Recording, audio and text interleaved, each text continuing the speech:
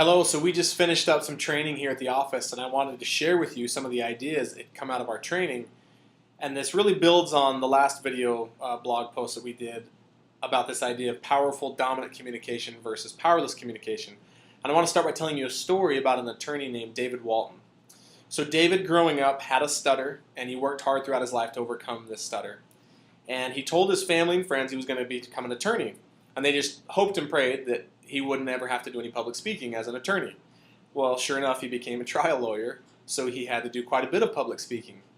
And in one particular case, a really big case involving a trademark situation, partway into the trial, David's stutter came back. And he wasn't stuttering all the time, uncontrollably, but he was definitely stuttering and he couldn't get it to go away. And he had this really sickening feeling that because of his stutter and his inability to communicate clearly, that his client was going to lose the case. Well, when the jury came back and read their verdict, they ruled in David's client's favor. He won the case, and he was pleasantly surprised. Well, a few of the jurors actually approached David after the trial, and they told him, they said, we like you. We respect you, and we admire your courage because we could tell that you had a stutter. And we admired the fact that you had so much courage to become a trial lawyer knowing you had a stutter. And they told him that they had talked about his stutter and how outside of the courtroom they'd talked. And that his stutter and that powerless communication really endeared them to him. And it really made David seem real and genuine in their eyes. So it was this really incredibly powerful example of powerless communication. And he was kind of surprised, but then he started to realize, I can use this as a strength in my communication with people so that people understand that I am real and I am genuine. I do have weaknesses. So let's face it, we want to influence people. We want to have influence over people. And that means that we want to persuade people. We want to motivate people. Well, in an effort to do that, our natural tendency for most of us is to exercise powerful, dominant communication, to let them know that we're the authority, we know what we're talking about, we're the expert.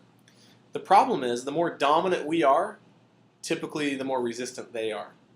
So how do we reverse those roles to where they're less resistant and they have the dominance and the power so that they feel validated and they feel understood?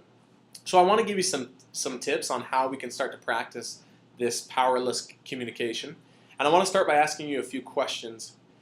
In your communication with people, are you generally asking more questions than giving answers? Are you more tentative in your communication, or are you more bold in your directives? Are you okay admitting your weaknesses, or are you always trying to display your strengths? And when I say admitting your weaknesses, that doesn't mean that you have to admit everything you've ever done wrong or that you do wrong, but just being vulnerable enough to admit that you do have some weaknesses. You don't know everything. And I think this is a really powerful one.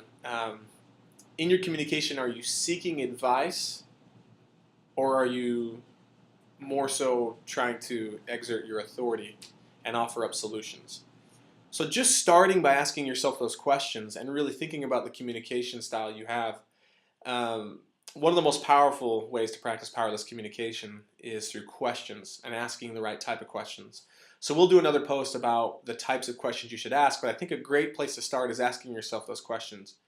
Again, do I ask more questions or do I offer solutions? Am I tentative or am I really bold? Am I okay admitting my weaknesses, or am I always trying to exert and show my strength? And am I seeking advice in my communication, or am I more so always trying to exert my authority? So let us know what you think about these questions, and we'll be in touch again soon.